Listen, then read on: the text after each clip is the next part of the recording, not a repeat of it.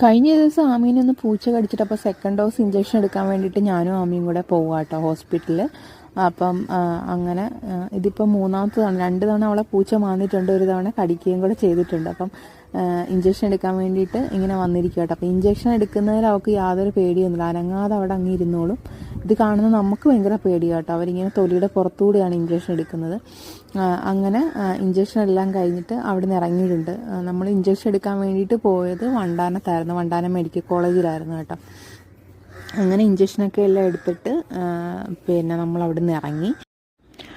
അവിടുന്ന് നേരെ വീട്ടിലേക്ക് പോകാനുള്ള പ്ലാനിങ്ങിലൊക്കെ ആയിരുന്നു കേട്ടോ. അപ്പം ഞാൻ എനിക്ക് ഒരു കേക്ക് ഓർഡർ ഉള്ളത് കാരണം അത് ഡെലിവറി ചെയ്യേണ്ടത് കൊണ്ട് ഞാൻ പിന്നെ ആമീനെ അവിടെ ആക്കിയിട്ട് വീട്ടിൽ വന്ന് കേക്കെല്ലാം ഡെലിവറി ചെയ്തിട്ട് കഴിഞ്ഞിട്ട് പിന്നെ നമ്മൾ ചെറപ്പിന് വന്നിട്ടുണ്ടായിരുന്നു കേട്ടോ. ചെറപ്പിനെല്ലാം വന്ന് അവിടെ എല്ലാം നല്ല അടിച്ച് പൊളിച്ച് ചെറപ്പെല്ലാം ആഘോഷിച്ച് ഞങ്ങൾ പിന്നെ കുറച്ച് നേരം അവിടെ സ്പെൻഡ് ചെയ്ത്